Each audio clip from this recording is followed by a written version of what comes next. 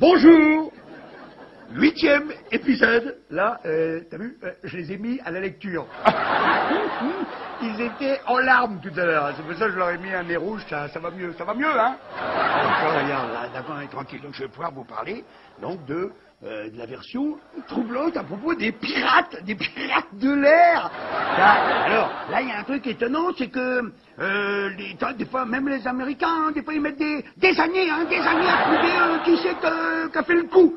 Mais là, putain, là, 3 jours après, il y a Robert Mueller, c'est le directeur du FBI. Attention, hein, c'est pas n'importe quoi, il arrive avec les cuissons, tu sais, derrière ça rigole pas. Mon mieux, 3 jours après, il vient et il dit au monde entier, il dit, ça y est, on les a, hein, j'ai quasiment toute la liste, on a parlé un petit peu avec les familles des victimes, ça y est, on les a.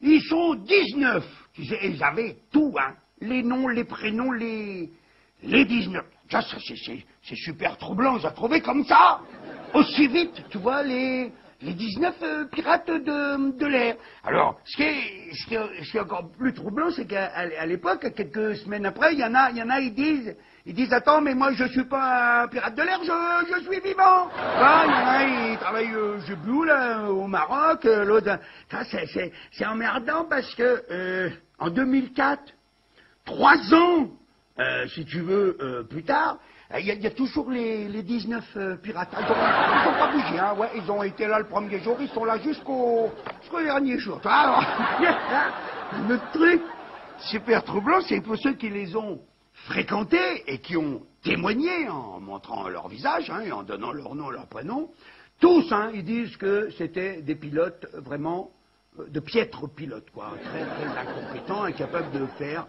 décoller un tout petit avion. Tu vois, des fois, ils l'abandonnent au bout de la piste et puis ils rentrent à pied. Tu vois, pas des grands pilotes. Et puis alors, pour ceux qui ont fréquenté jusqu'à la veille, hein, ceux qui ont fréquenté Mohamed Atta, par exemple, et son copain, là, je sais plus comment il s'appelle, alors là, ils sont carrément décrits comme des alcooliques, cocaïnomanes et grands consommateurs de call girl, si tu veux, ce qui correspond tout à fait au type même du musulman fanatique, tu vois.